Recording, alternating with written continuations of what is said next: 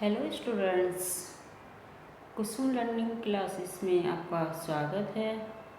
आज हम question method के बारे में बात करेंगे।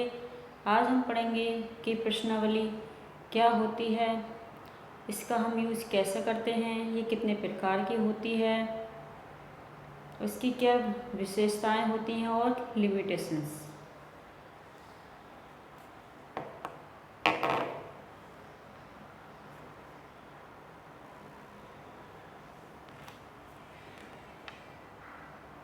जैसा कि आप जानते हैं कि प्रश्नावली अध्ययन विषय से संबंधित प्रश्नों का एक संरक्षित समूह है, जिसमें सूचना संकलित करने के लिए वैकल्पिक प्रश्नों में कोष्ठक तथा लिखित उत्तरों के लिए खाली स्थान उपलब्ध रहता है। यानी कि क्वेश्चन आयर में बहुत सारे प्रश्न दिए होते हैं, एक प्रश्नावली दी होती है और वो बच्चे को क्वेश्चन आयर दे दिया जाता है। बच्चा वो क्वेश्चन देखता है, फिर इसके आंसर लिखता है। आंसर लिखने के बाद वो वापस कर देता है। इस माध्यम के द्वारा विस्तृत क्षेत्र से सूचनाएं प्राप्त की जा सकती हैं। इसके लिए उत्तरदाता का शिक्षित होना आवश्यक होता है। साथ ही प्रश्नों का चयन, शब्दावली, प्रश्नों का प्रकार, प्रश्नों की विधि, प्रश्नों का क्रम आदि सभी प्रश्नावली की रचना में महत्वपूर्ण होते हैं। यानी कि जो हम क्वेश्चन बना रहे हैं उसमें हमें ऐसे प्रश्नों को लेना चाहिए कि जिसको बच्चा आसानी से कर सके, तथा प्रश्न सरल से कठिन भाषा की तरफ होने चाहिए। यानी कि सबसे पहले सरल प्रश्नों को दिया होना चाहिए, उसके बाद कठिन स्तर के प्रश्नों को लेना चाहिए और प्रश्नों का प्रकार भी अच्छा होना चाहिए। ऐसा नहीं होना चाहिए कि पेपर इतना हार्ड बना दिया जाए जिसको बच्चा नहीं कर पाए।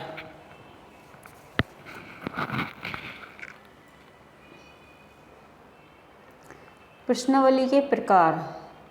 प्रश्नावली 3 प्रकार की होती है: बेसिस ऑफ पर्पस, उद्देश्य के आधार, रचना के आधार पर बेसिस ऑफ डिजाइन, आकार के आधार पर बेसिस ऑफ साइज। सबसे पहले हम पढ़ेंगे उद्देश्य के आधार, यानी कि बेसिस ऑफ पर्पस। उद्देश्य के क्या क्या आधार होते हैं।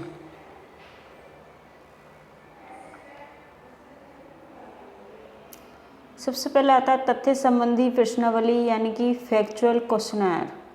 इस प्रश्नावली का प्रयोग किसी समूह की सामाजिक आर्थिक दशाओं से संबंधित तथ्यों को संग्रह करने के लिए किया जाता है।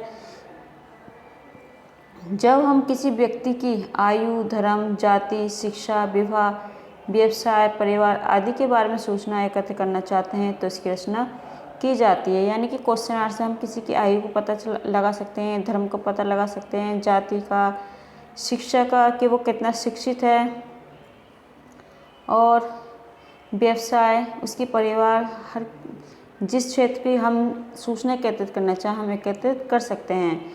शिक्षा की स्थिति, साक्षर निरीक्षण। जो शिक्षक है वो शिक्षित होना चाहिए, अगर वो इलिटरेट है तो वो क्वेश्चन तैयार नहीं कर सकता।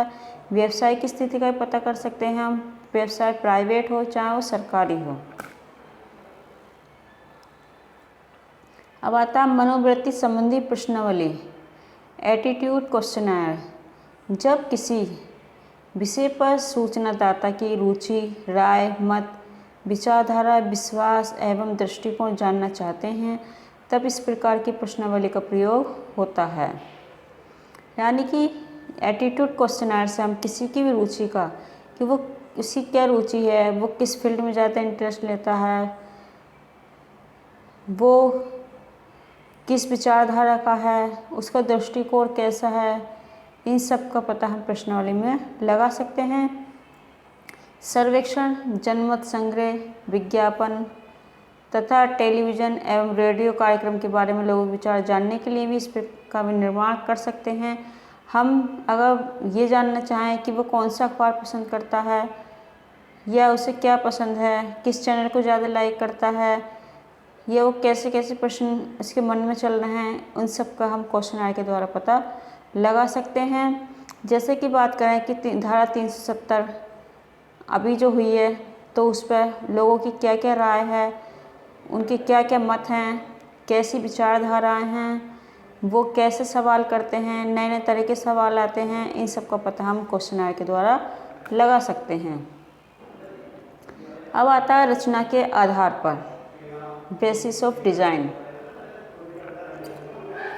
इसमें आता है असंरचित प्रश्नावली यानी कि अनस्ट्रक्चर्ड क्वेश्चनर। असंरचित प्रश्नावली में पहले से प्रश्नों का निर्माण नहीं किया जाता है, वरन केवल उन विषयों एवं प्रसंगों का उल्लेख किया जाता है जिनके बारे में सूचनाएं संकलित करनी हैं।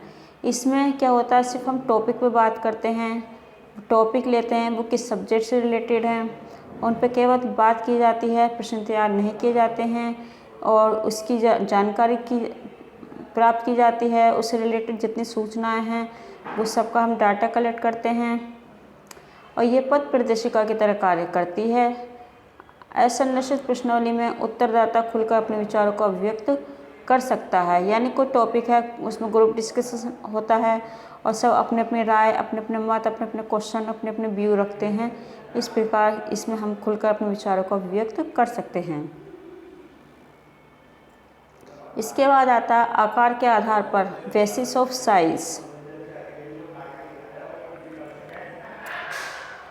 बंद, सीमित या प्रतिबंधित प्रश्नावली, क्लोज्ड, लिमिटेड और रेस्ट्रिक्टेड क्वेश्चनर।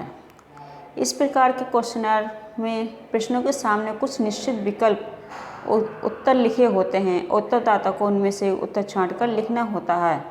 यानी कि कोई क्वेश्चन दिया होता है, उसके 4 ऑप्शन दिए होते हैं और उस क्वेश्चन का आंसर उसी ऑप्शन में होता है, उस ऑप्शन में से वो अपना जो उसका आंसर है उसको टिक करता है। इस प्रकार की प्रश्नावली में उत्तर देने में सूचनादाता को सुविधा रहती है।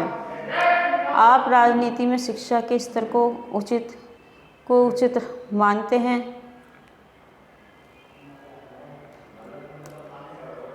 आप राजनीति में शिक्षा के स्तर को रखना उचित मानते हैं?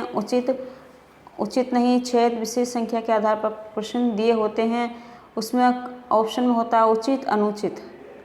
तो जैसा आप समझते हैं, जो आपको अच्छा लगता है उसी के अकॉर्डिंग उस पर टिक कर देते हैं। अब आता है खुली, असीमित या अप्रबंधित प्रश्नावली, ओपन, अनलिमिटेड और अनरेस्ट्रिक्टेड क्वेश्चनर। इस प्रकार की प्रश्नावली में सूचनादाता को अपने विचार को खुलकर प्रकट करने की स्वतंत्रता होती है। अप्रतिबंधित प्रश्नावलियों का प्रयोग व्यक्तिगत विचारों, भावनाओं, सुझावों एवं विशेष संबंधित प्रारंभिक सूचना को एकत्र करने के लिए भी किया जाता है।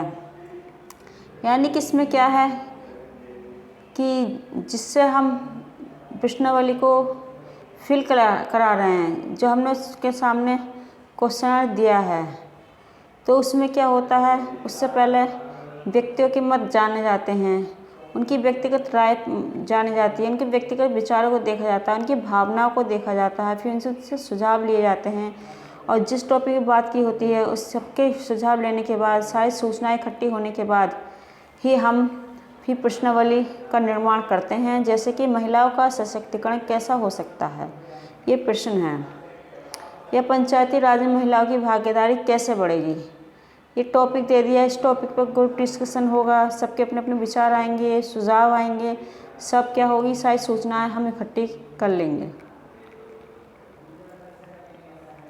फिर आता है चित्रमय प्रश्नावली, ग्राफिकल क्वेश्चनर। इस प्रकार की प्रश्नावली में प्रश्नों के संभावित उत्तर चित्र द्वारा प्रकट किए जाते हैं और सूचनादाता अपने उत्तर का चयन उन चित्रों में से ही करके उस पर निशान लगा देते हैं। यानी कि इस क्वेश्चनर में क्या होता है कि एक क्वेश्चन दिया होता है, फिर उसके चित्र दे दिए होते हैं 4 ऑप्शन में, और चित्र के अकॉर्डिंग उसमें कौन सा चित्र सही है, जो उसका आंसर है उसको टिक कर दिया जाता है और फिर उससे उसका करेक्ट आंसर पता चल जाता है।